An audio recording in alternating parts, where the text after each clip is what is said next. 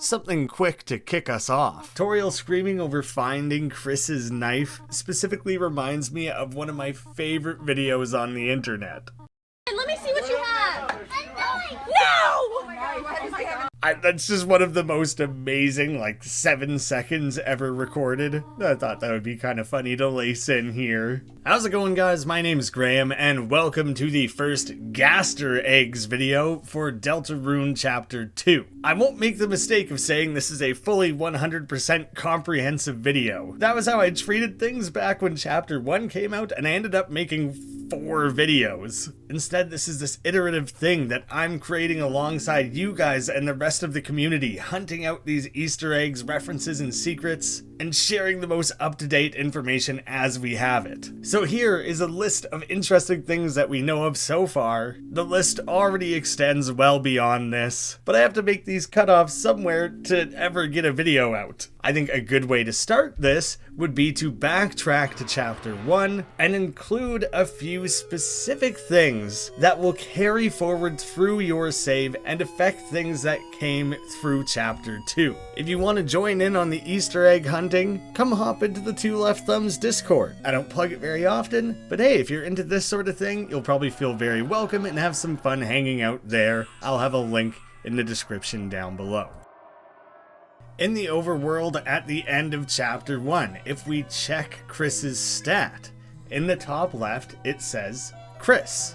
And now, looking at it again as soon as Chapter 2 starts, Chris, since Chapter 1. It makes it seem like this is a recent name, something that wasn't always in place. It's very unclear.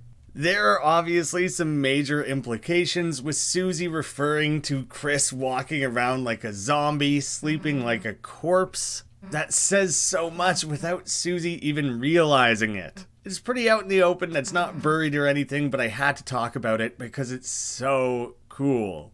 Zombies? Corpses? Ghouls? What a segue! You guys are probably sick of me plugging this if you've been watching all this Deltarune content, but it's working! We have driven up wish lists on Dead Estate like crazy. This is a game that I am publishing that comes out in 3 weeks? How nuts is that? It's a top-down roguelike shooter with horror and Halloween themes. It has plenty of achievements and things to unlock and discover along the way. Pretty well infinite replayability. I really think it's a ton of fun. I know you guys are gonna love it. Check that out over on Steam. I'll have a link in the description and a pinned comment. Let's keep driving those wish lists up and try and make this thing a big success on release day. Coming October 19th. I'm gonna keep bothering you until you do it, so go wishlist it.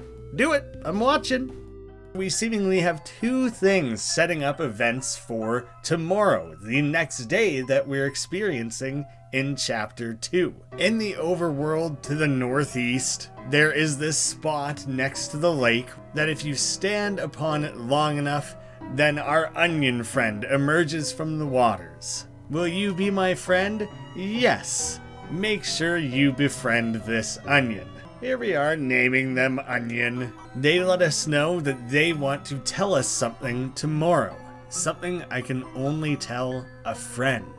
Come back soon, you hear?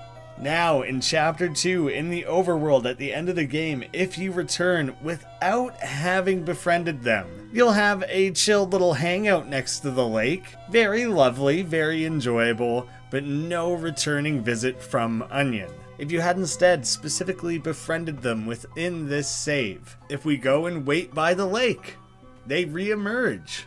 Hey, thought I told you to come alone. You know what? Hell if I'm getting involved in this. Hey, Hyper Potato Mouse. Which, it doesn't matter if you told them your name was Chris or Hippopotamus, they still default to the Hyper Potato Mouse. I missed you, you hear? Missed you all day. Did you miss me? No, I had not missed you. Away they go. You actually can't even bring them back out after that, so be careful with that interaction. You would have to reload to bring them back. Yes.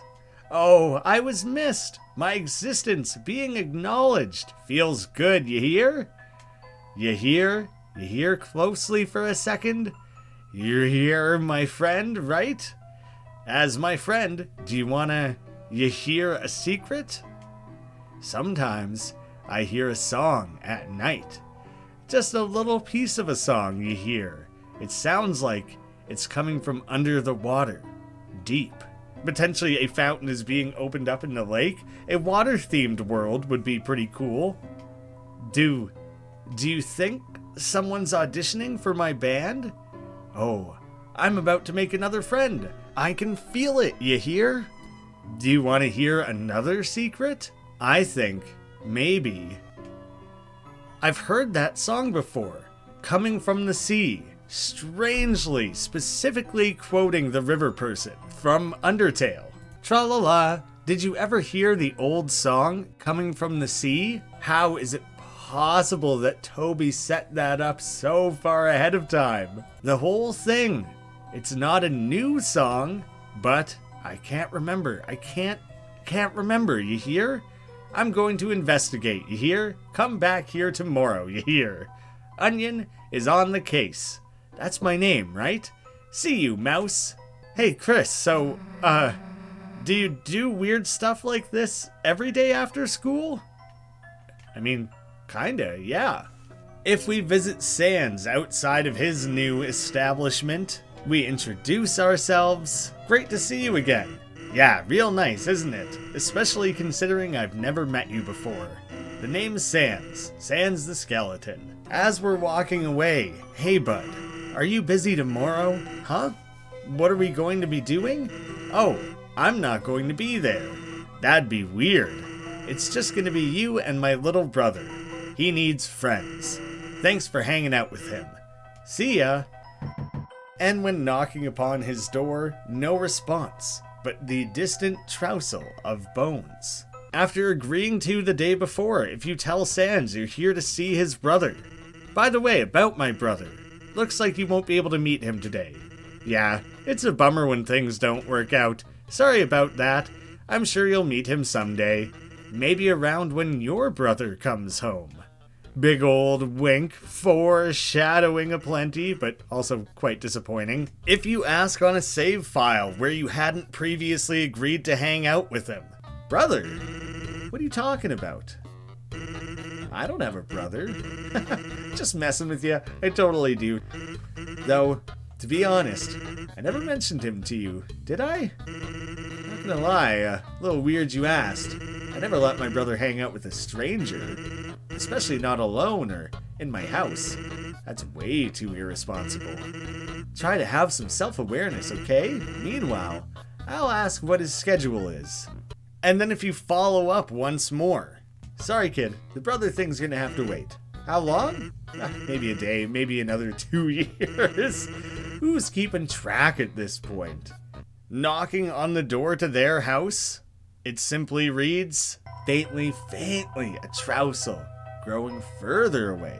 Further, not closer. We're losing our boy. If you ask Sans to be friends, he will offer up his cell phone number. In Chapter 1, it plays out just as a prank. When you phone him, it is instead the hotline for idiot babies. And if you try to call him again, it is now not Sans' number.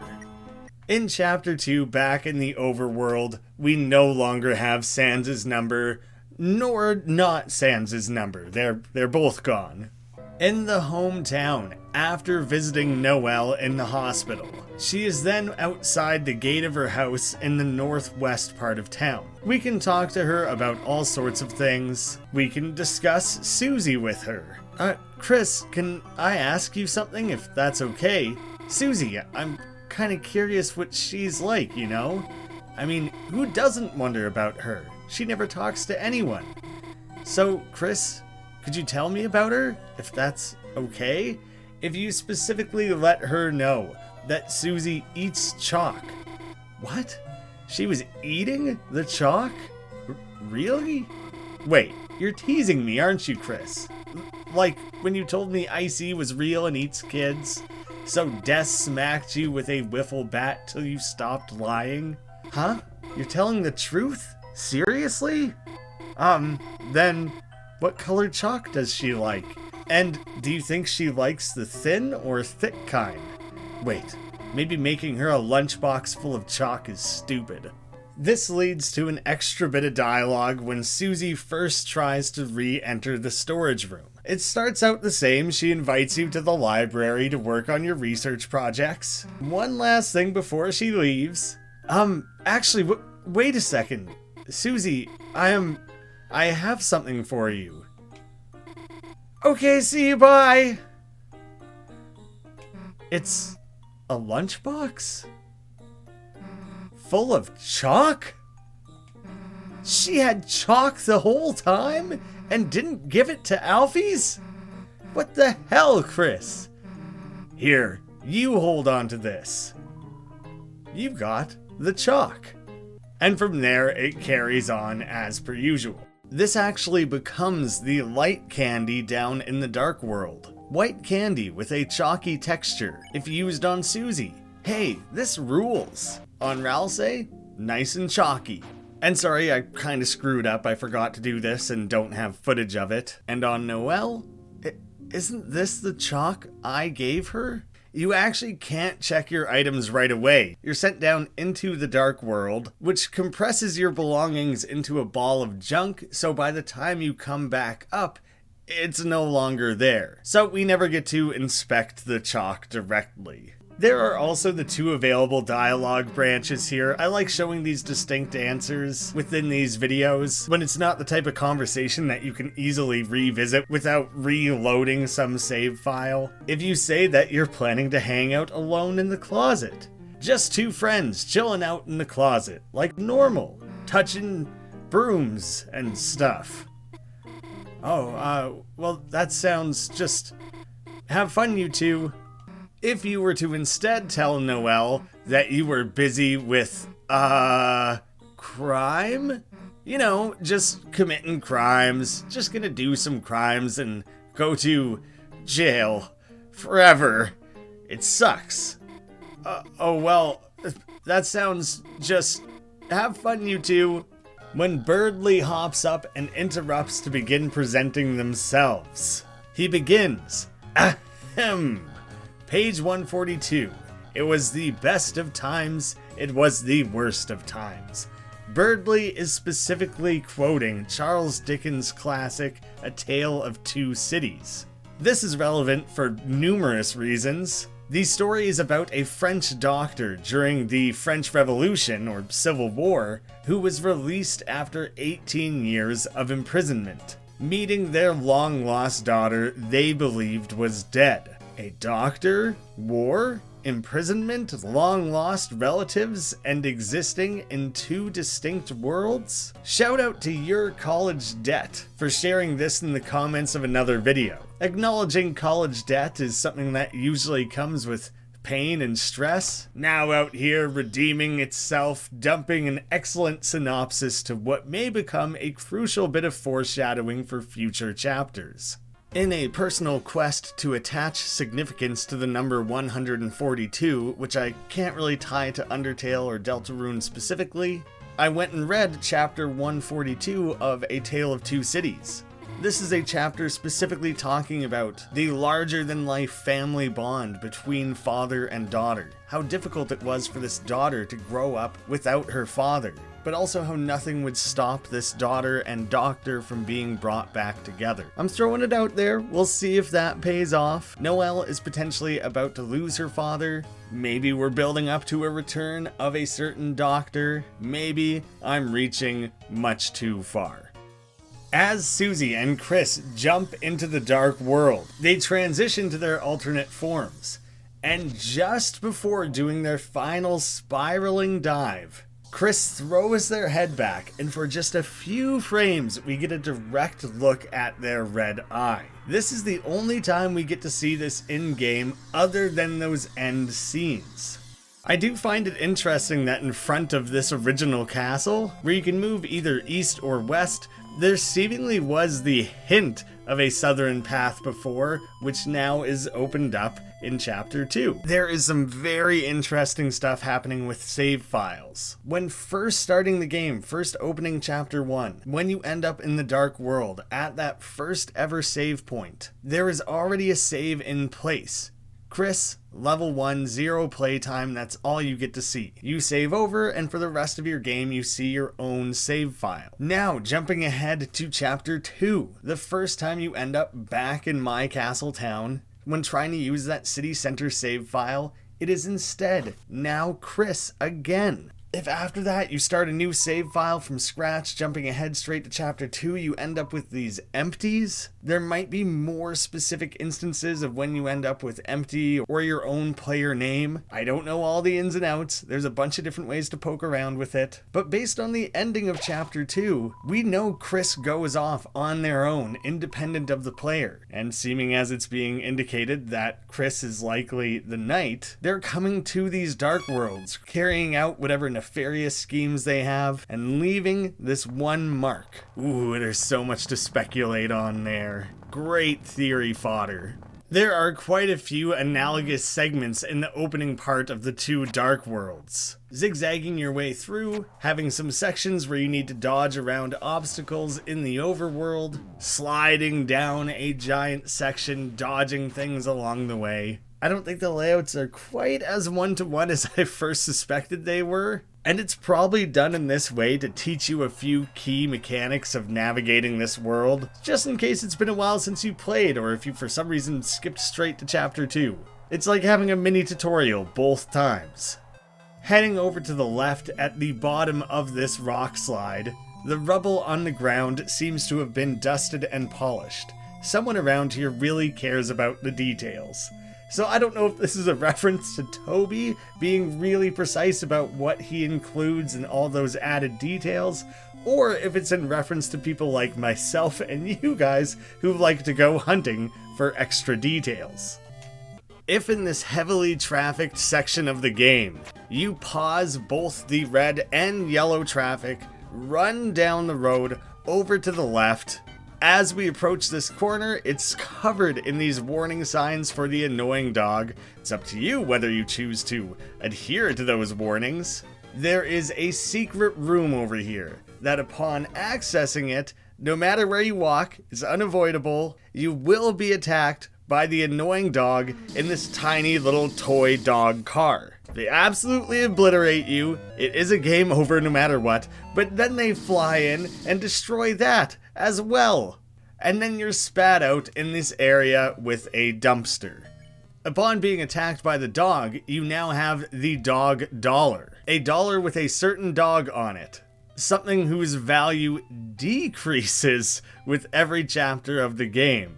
This is an inverse of the glow shard carried over from the first chapter. Its value increases with every chapter of the game. In this room filled with saucers and cloches, if you interact with them, they turn into, UFOs, flying saucers. If you open up all of them, there is a treasure chest, and inside we find a glow shard. So seemingly you're able to obtain one per chapter so far. On the wall, we have a picture of this tree, maybe reminiscent to anyone who remembers the forest from Chapter 1, and a particular secret, the room between. There is a room between, referencing the way you could spam back and forth to access that area with the secret lone tree. When following the path leading towards the area that has the Star Walker bird, as I'm sure everyone knows at this point, you spam heading back and forth until you access a hidden area. That was something always present in Chapter 1, the lone tree with someone behind it who, when interacted with, there's a man here, he offered you something. Yes, you received an egg. It exists in our key items, not too important, not too unimportant. It's also a hint that the same thing can be done here. We can walk beyond the end of the sidewalk and have a new tree entirely. Going behind this one now, well, there is a man here. He might be happy to see you. What do you think? No? Well, there was not a man here. And there's no further interactions. You blew it. If instead you had simply said yes, you got the egg. Well, there was not a man here. And if you check your inventory and your key items, you now have the egg. Not too important, not too unimportant. You used the egg, and nothing really comes of it. You actually still have it in your pocket. If we take the egg with us to Sans' grocery store and interact with the basket of eggs, it's a pile of eggs. You put the egg into the egg pile. Did you just reverse steal that egg? Seems like there's more eggs here than usual. Yeah, obviously we just put one there. At the end part of the game, if we go back to the classroom, Tem will be here. Tem still study hard. Tem get a smart, go to college, achieve dream. Then Tem become, as if you could even envision it. If we still have the egg with us when we interact with Tem. They put an egg out on their desk. The eggs you have collected so far. There's 2. This is on a save file where I've collected both of those secret eggs. If in your chapter 1 save file, after ringing this bell, dodging around the Star Walker bird, if you backtrack to the original Star Walker, say hello to them, they're pissed off, same as usual. But it sets things up for chapter 2. In the sequence where Lancer and Rule's card add themselves to your pocket as you're leaving the Dark World, this will also make Star Walker show up. I will also join, and we finally get to see this swagger-filled walk of the original Star Walker. When you check your key items, the Star Walker is always in the top left now, no matter where you go in the menu. I guess they're hanging out in the menu the same way Lancer and Rule's card are. The original Star Walker. Same as Rule's card, it cannot be interacted with at this time. Now in the overworld, we have our same ball of junk, but also have cards. The Jack of Spades and the Rules card. Confirming a small little theory I had seen online and included in my Sans Zedarkner theory video. Maybe it was obvious, but I was excited to see that confirmed. The Star Walker does not appear in our menu. Outside of this little boardwalk carnival game area, as the team is reassembling, we do get a quick cameo. I will also join. It's one of the few times Star Walker actually steps out of the key item's pocket. Birdly and Star Walker only pile on for that one screen. They're now both immediately gone. And he has one final cameo when we're assembling our friends for the big jumbo robot battle at the end. He joins simply announcing himself Star Walker. A great callback, a bit of an internal reference. Back when Lancer tries to help Susie grab the dark candy off the tree, I have a special transformation for times like this. Watch and learn, team. With a big flash and an explosion, look, stool form. All you did was put your hands on the ground. You may criticize it, Rousey, but you obviously paid attention and learned just as Lancer asked. They've been practicing even. Magical stool form R, for Rousey, I presume. Although I would say Rousey seemingly doesn't have the same core strength. Maybe it has to do with a different center of gravity for our more rotund friend. When Lancer travels into your pocket, he uses friendship form. Somewhat referencing back to his ability to turn into stool form. Apparently he has a multitude of forms. When you're first locked up in the card castle and interact with the moss in the corner. I've covered this before. Here you can choose to eat the moss. It tastes mossy.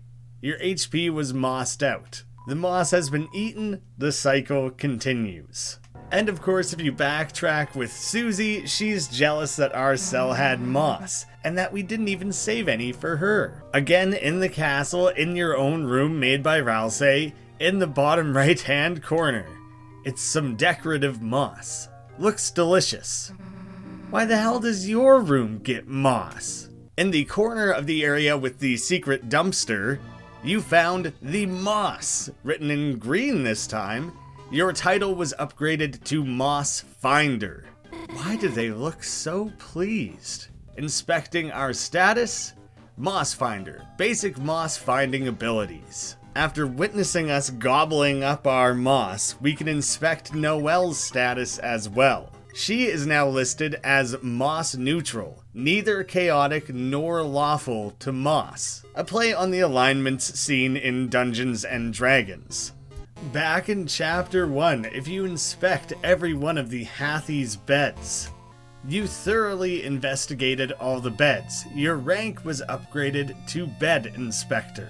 Seen here in Chris's status, inspects all beds inexplicably. When Ralsei makes you your individual rooms, if you had that Bed Inspector rank, it's a bed that's been carefully crafted. It's suitable for a Bed Inspector.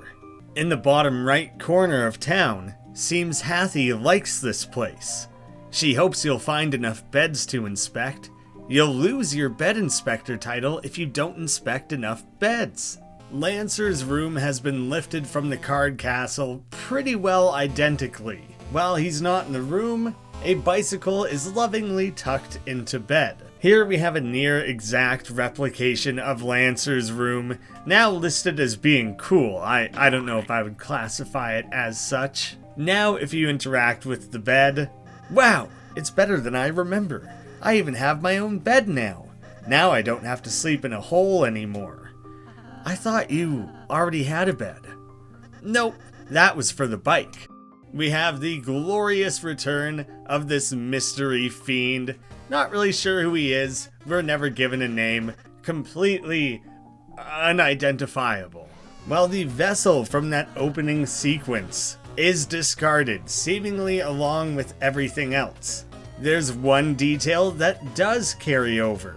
When we talk to this Rudin, welcome to Butt Town, which I named it Butt. This is being pulled specifically from your creator name, that one tied to your save file. So at least one thing carries over and was saved and is acknowledged again by this game. When Susie asks about jumping down into this new dark world, let's go. Yeah, let's just drop the act. Our last adventure was great, right? I couldn't stop thinking about having another. I don't know what's in there, but we can't live if we don't find out, right? Come on, Chris.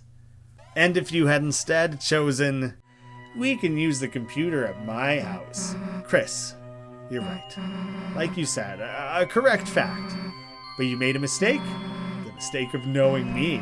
Because when I see a big pit, all I want to do is jump in, and as long as you're with me, I'm dragging you in too. Come on, Chris. As a mini callback to Chapter 1, when you have an assortment of 3 unique enemies, it gets referred to as a smorgasbord. So here in Chapter 2, we see that again. We have the sequel, Smorgasbord 2 Electric Bordaloo. This is around the point in the video where I was going to start layering in things that had to do with Spamton and Spamton Neo and the secret boss fight and all those extra details. And it so quickly was getting out of hand and was so much more complex than I was anticipating, even though I knew there was so much to it, that I basically have to make the executive decision here that Spamton is going to get like a dedicated video. Rather than having this, I don't know, 30-minute video where 20 minutes of it is talking about Spamton, I gotta pick and choose here. I'm going to take my time on that video, make sure I do it right. No promises when that's coming. But there you go, something to look forward to other than these more broad look at the Gaster Eggs.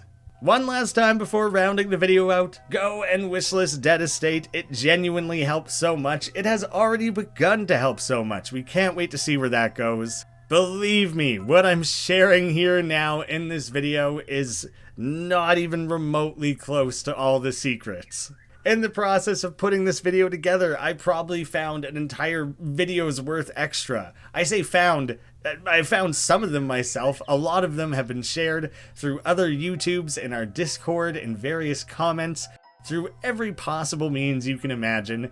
I'm working on compiling those now. I botched some of the footage, so I have to repair it. I'll probably do what I did with Deltarune Chapter 1 Gaster Eggs. and kind of just assemble them willy-nilly. I know with my Undertale installments, I'm doing them by area, and that works really well because everything in that game has been so well documented over the last 6 years. We're kind of doing this one live, figuring it out together, so it's kind of getting thrown in all mishmashed out of order, but hopefully, by the end of this series of videos, however long that series needs to be, we'll have as much covered as possible. Thank you to patrons of the channel, whose names are scrolling off to the right. Thank you all so much for watching, and I'll see you again soon.